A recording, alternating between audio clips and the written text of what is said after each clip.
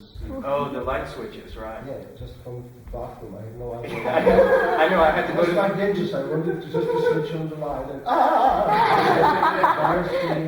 It's dangerous also when you have to go to the bathroom and you can't see or you're I hope not quite as dangerous. I hope they will be safe because they just put some black cloth to cover us. So we'll see what happens. Okay, so I'll give the word to give the mic to Nina. Who led this thank class. you.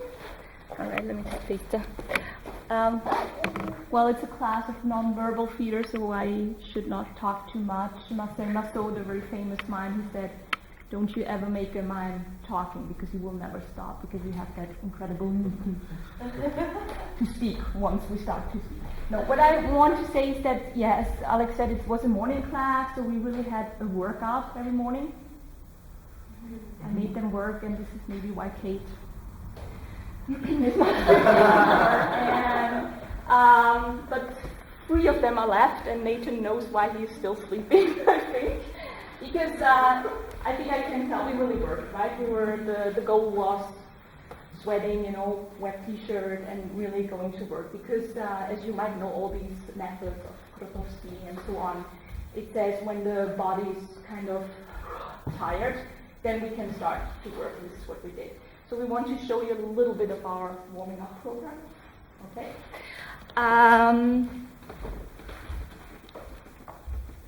What we did.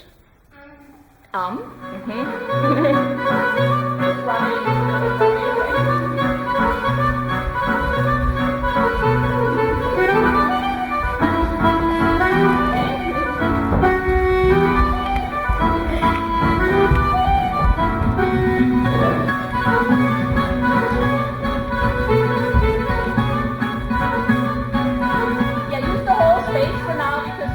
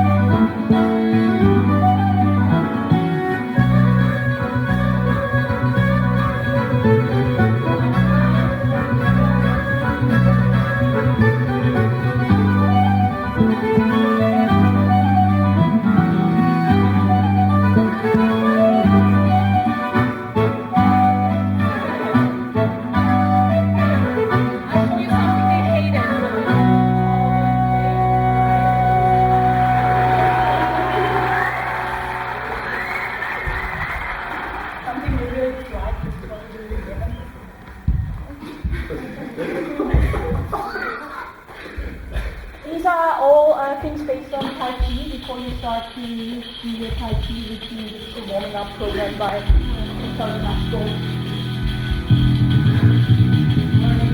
And that is really very useful for actors. You know, it's one thing to do all this dance stuff, but for the actors to get ready to work out.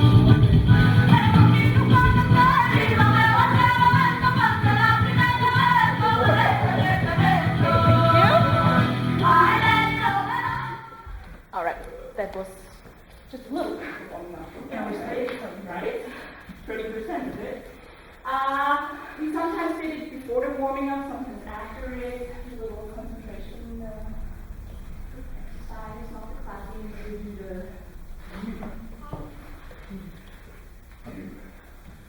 You.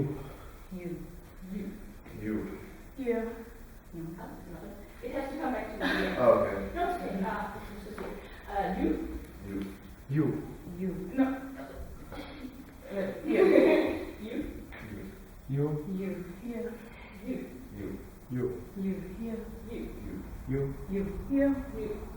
You. You. Thanks. Another name. All right. Who's on? Emily. Yeah. Nina. Who's on? Emily. Nee. Yeah. Ja.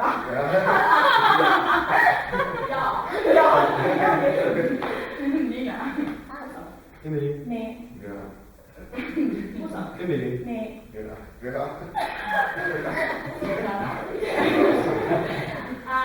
Same thing. He was missing glasses. I throw in the names of the line, alright? So they have to remember the you and the name order.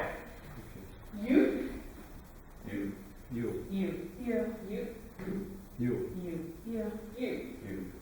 Who's up? Emily. You. Yeah. Nina. Who's up? Emily. Nee. Where's the you? You. Nina. Who's up? Emily. Nee. You. Yeah. Emily. Nee. Nina. Who's up? Emily. Nee. You.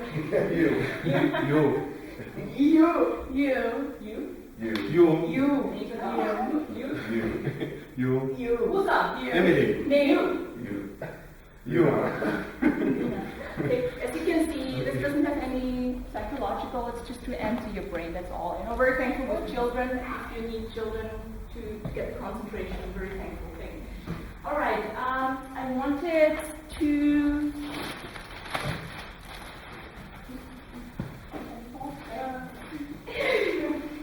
this was actually our first contact with elusive pantomime.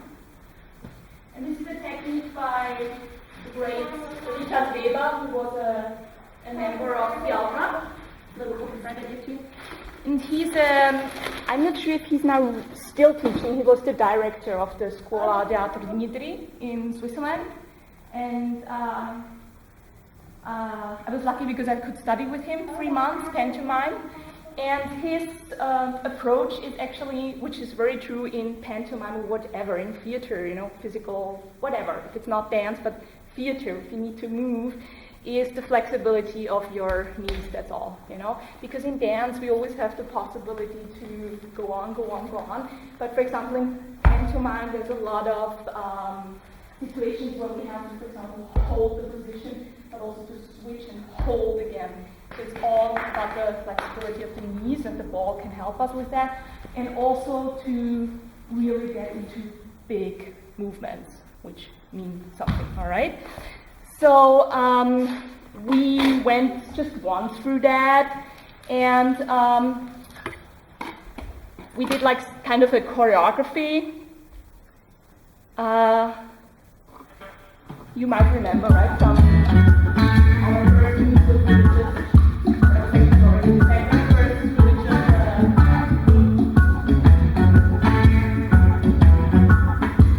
and it also trains the hand, right? And treat you right. I wanna love you every day and every night. We'll be together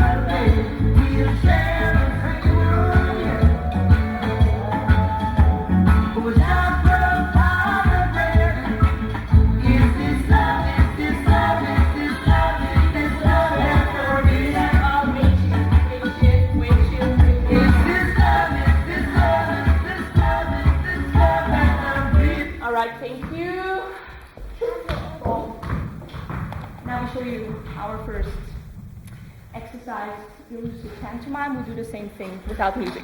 Without music, without the ball. Same thing. And be careful because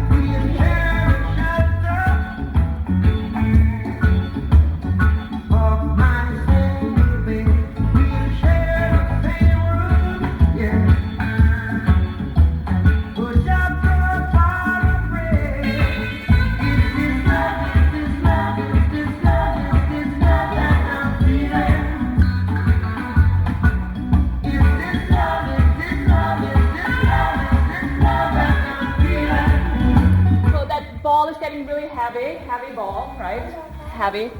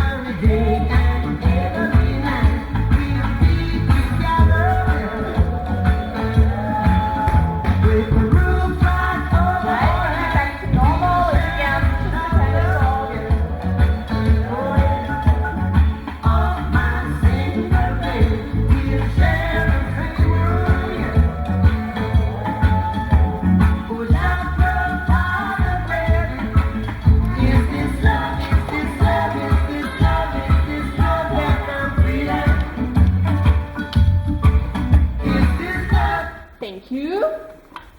We walk, just walking. Okay.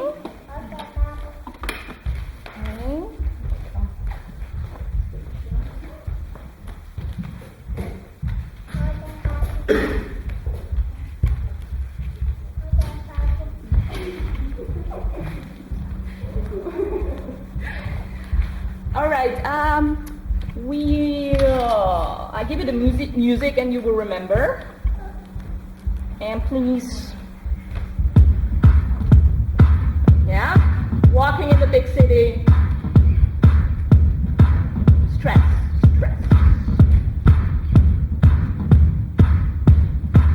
Yeah, use also these items, you would really carry with you.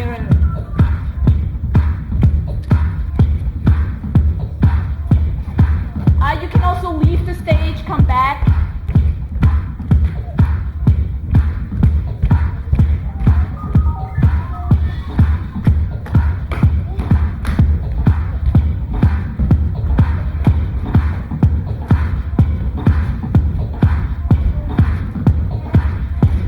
Okay, when I clap, I ask you to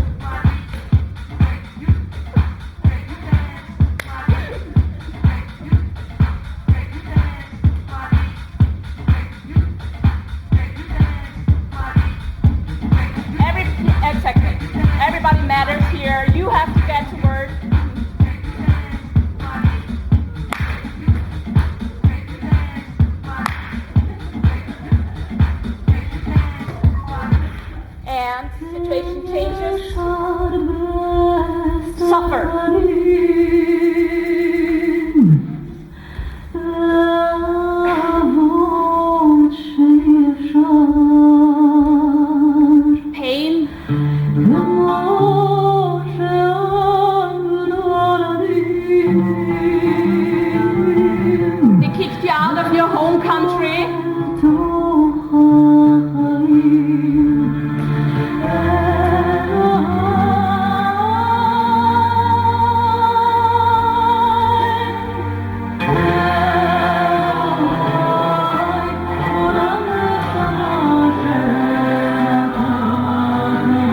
Same thing when I clap, you just freeze.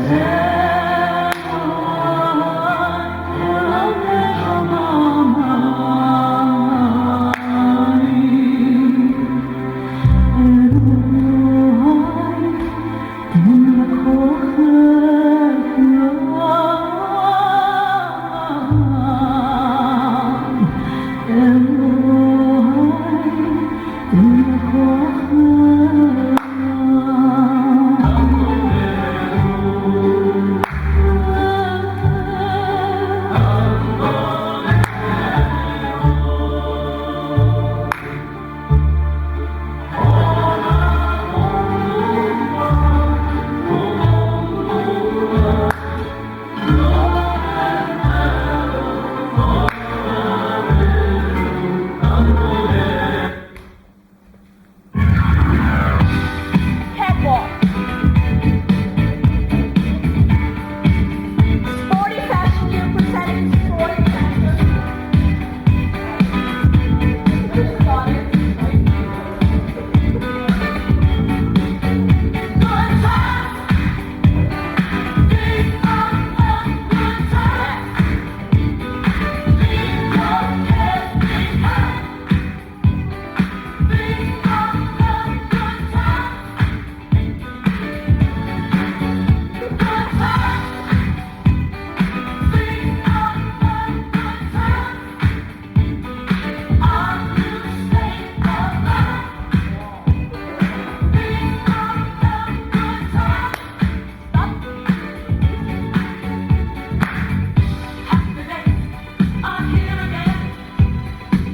The time's right for making friends. Let's get together about a quarter to 10. Come tomorrow. Okay, underwear. Presenting underwear. Jesus, underwear. Better let them have it all. Underwear. Girls will be girls. Keep ponytails and girls. Must put an end to the stress and strife. I think I want to. That's all in life. Good times. These are the good times.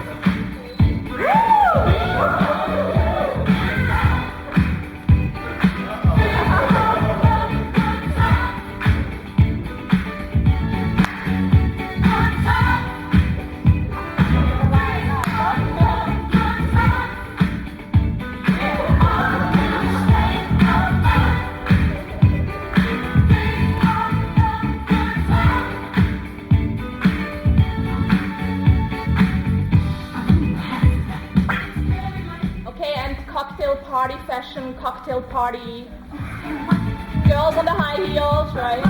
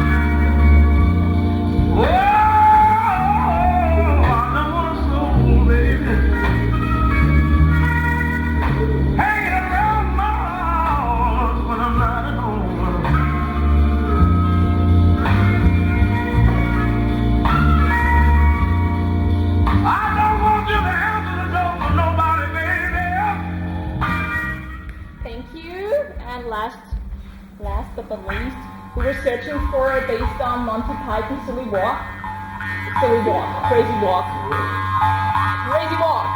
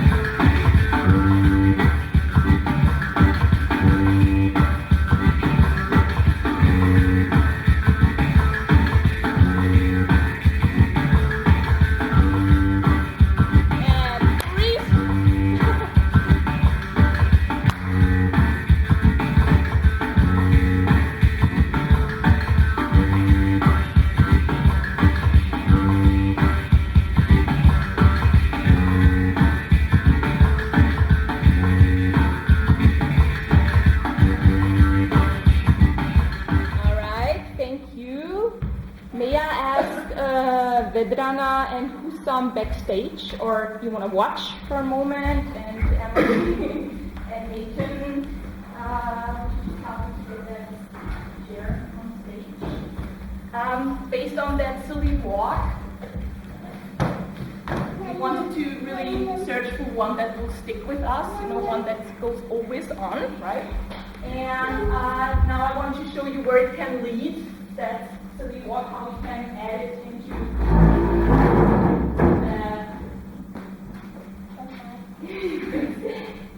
how it can be used in theater. So, this here and here. The chess game, alright? They are in a living room. Everything is elusive, right? You have probably somewhere here a little bar where you get drinks. So maybe if you could show us a little bit of pantomime technique, that would be nice. And other than that, the topic is that silly, crazy walk. So you will see what we can do with that. All right? And you can also talk, please. They're playing chess. Yo. I don't know how many times you're going to try to teach me how to play this. I don't get it. Well, as long as I keep winning. Okay, well, obviously you're going to keep winning. I'll even beat you drunk. Maybe a drink while you're at it, actually.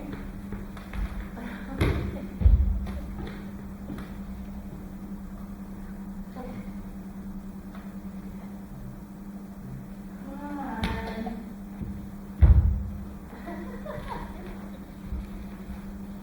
There you are, lady.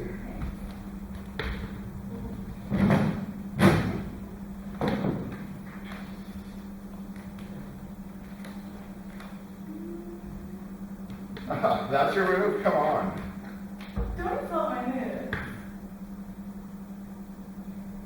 Look, I need chicken tag. You love chicken. I'm a chicken great. Something different about you. I can't quite put my finger on it. About 10 minutes.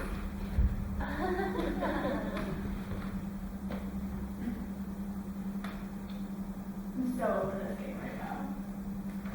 Don't flip the board with you last time. I beat you. Yeah, well, that was a bad night anyway, okay? I think you spiked my drink that night.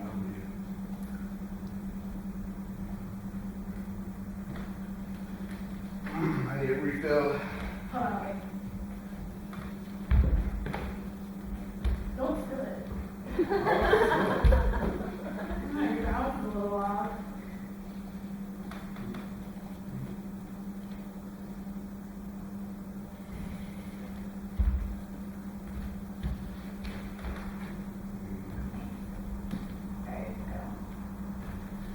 Let me go to the bathroom real fast. Alright.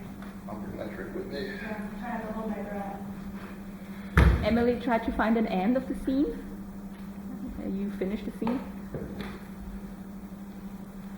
Let's not have chicken, let's just go out to eat. Thank you. All right, thanks.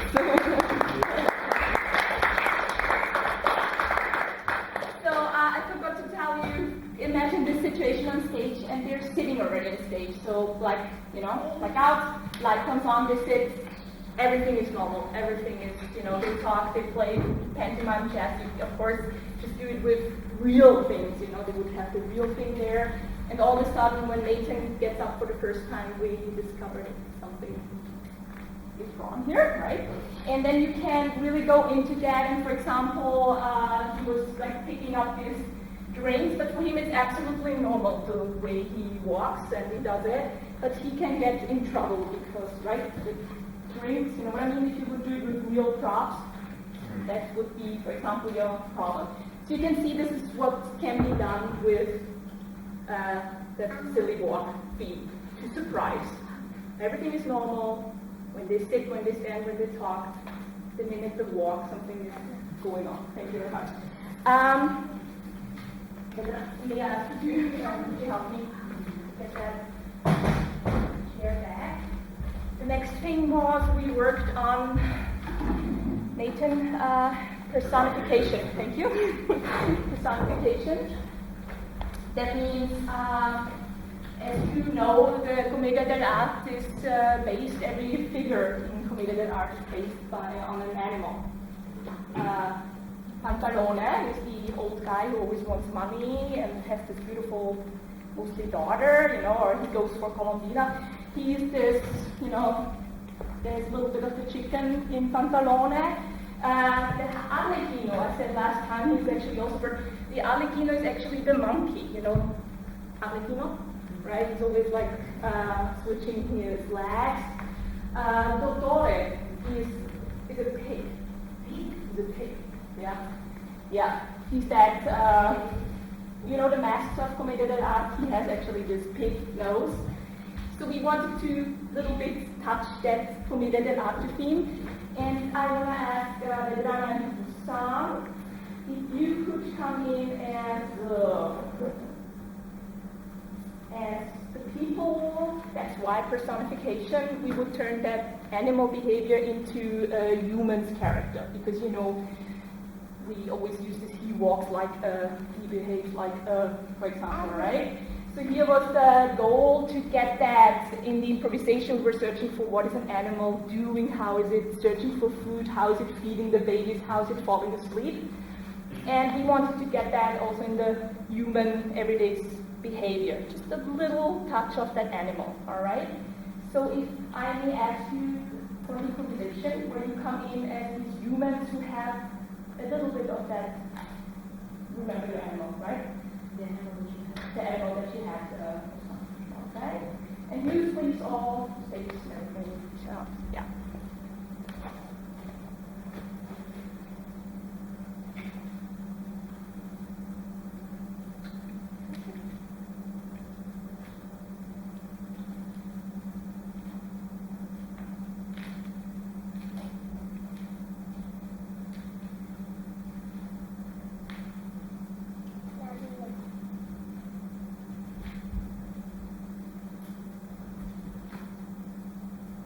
You're humans. You meet, you know, you talk, you love each other, you hate each other.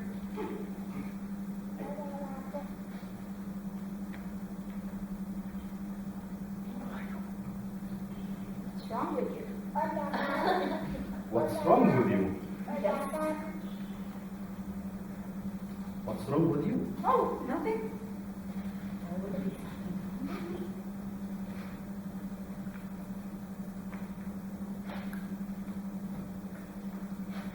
Ah.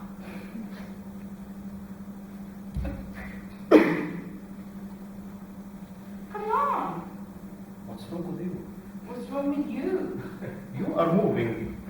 It's just that something is like itching me, you know, all the time. I feel like something. Like, you know, these little things that go into your body. It's like, I watched this documentary, which was like these little worms that came into the woman's under the skin of the woman, and then she was like full of, the worms ate her meat. You know, I was like, wow! I had this feeling since I got up in the morning. Stronzo, freeze. And now you get into that animal. You are the animal. You are the animal.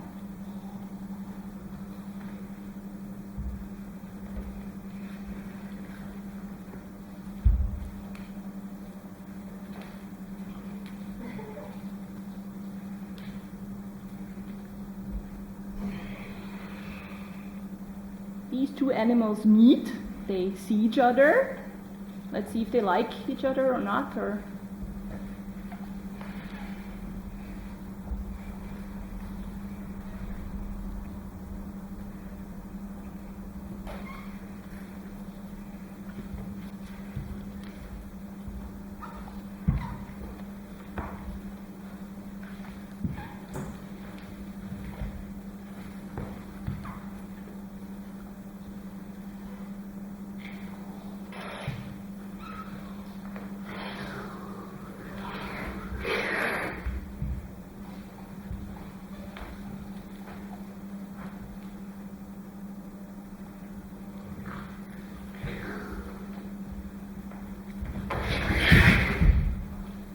and switch back to humans.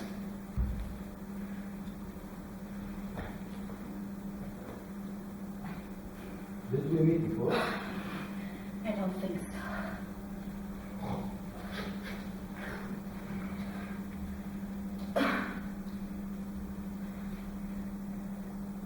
What do you think you're doing? Come on. I look at my head. You're like a stalker. Every time I go to the station, you're always here. It's my station. No, it's my station. You come to my station. Does it say your name on it? No, Okay, find an end, please. Find an end of the scene. nice to meet you. No, it was not nice to meet you. Okay, thank you.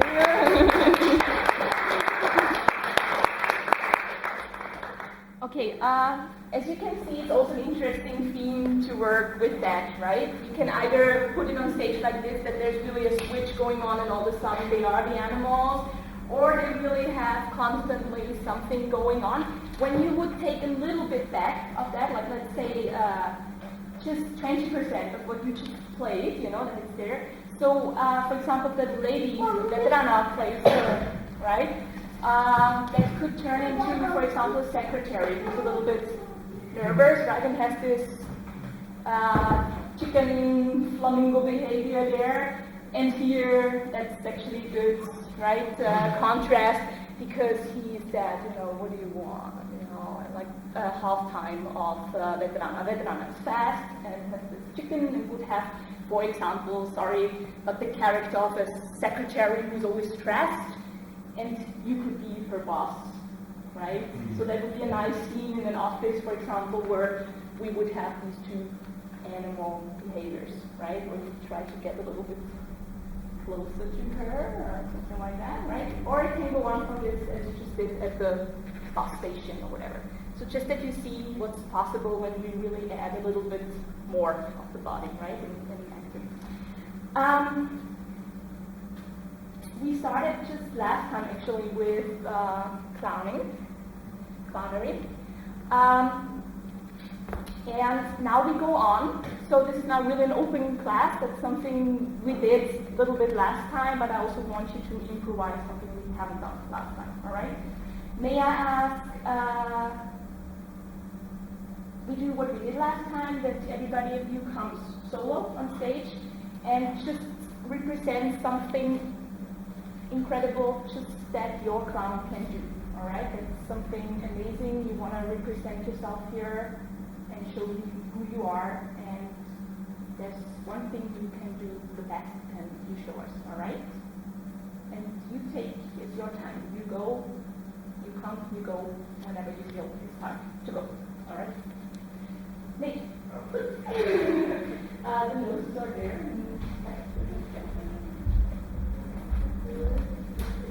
And I will tell you about the discipline of clownery later.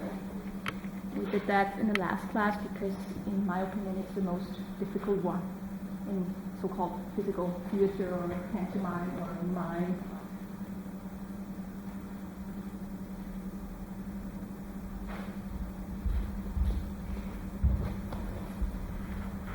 Hey there. I'm Nate the Clown, and I'm here to say I rap all day. Okay? Hey, hey. Bust the beat.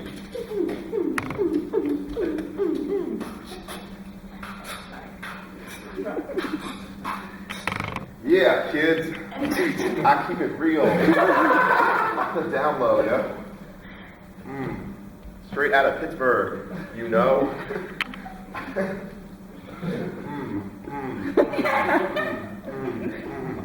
Bring it down again.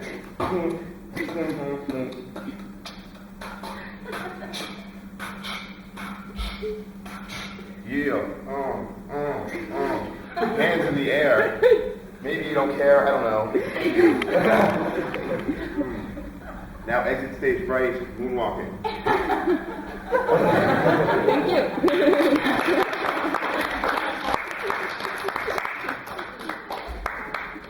Emily, may I ask you?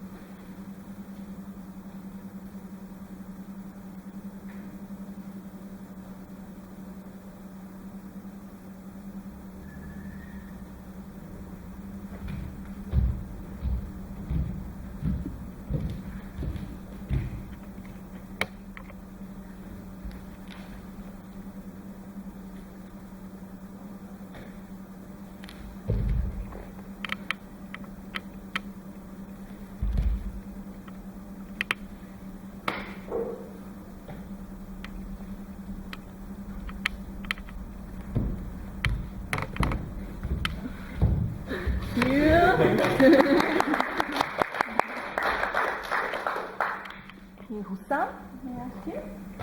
Is he there?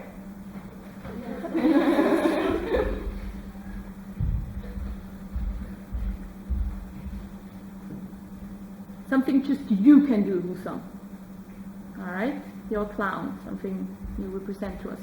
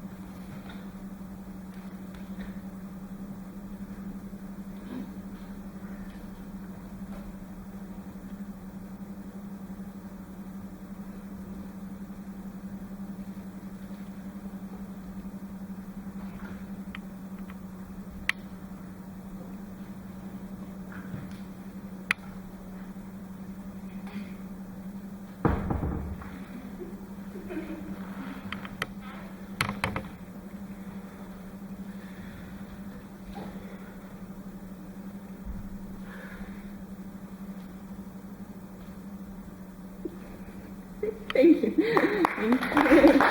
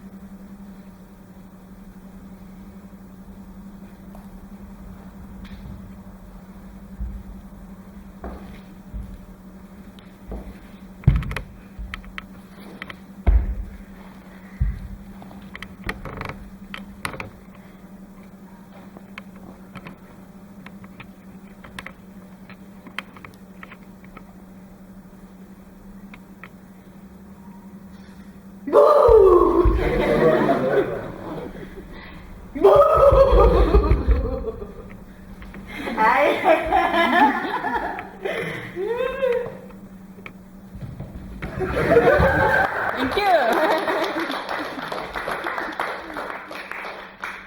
All right, thanks. About clownery. We just said it last time that in our department, Stefan Zappo is teaching clownery, and he would introduce the smallest mask in the world to us, the clowns. Do you have it here? No, okay. As you can see, in the minute you put this little mask on, it is really about, let's say, how it is entertainment. You know, you have to really get the people to be with you. You know, to really get that sympathy, and so-called gags have to work. There is rules in clownery. First of all, really, please don't touch the nose in front of the audience, because the illusion is gone. We are all grown-ups. We know that he can take off that nose, right? But for a child, you know, why should we break that illusion? And it's also for the adult audience a shame when all of a sudden you touch that nose. As we know, when you're really wearing masks and you touch the mask, everything is gone. You know, the illusion is. So if it should happen that the nose is somehow, please turn and put it somehow in your play, a movement, and adjust it. But the very first rule, and the most cruel one, is that you can stay on stage as long as you entertain, as long as it works. If it doesn't, leave. That's as cruel as it is. If you feel there's nothing going on, you don't get any reaction. The reaction is not about ha ha ha ha ha, but you hear if the audience is with you or not. Something, something going on. If nothing is going on for about 2-3 minutes, go. You have to go. Really, go. And please come back, but with another plan. Plan B, okay? A little bit of, and let's try something else. Second rule is the first eye contact and the last always belongs to the audience. The clown is very special in acting because it's pretty much the only form where you really want to look straight into the audience, all right? Because even if you have there 3,000 people sitting in the circus or wherever you perform as a clown, you want to make sure that you look into the eyes of all these 3,000 people. Of course, it's not possible, but give them the illusion that you're with them, all right? And as I said, it can of course happen that the clown dies in the clown way, dies, and now he's pulled out, right? And still, the last eye contact belongs to the audience, because the clown can never die. The clown will be never destroyed. The clown will never be so disappointed of life that he will leave the stage like, give us the last hope that the clown is okay. That is what it is about.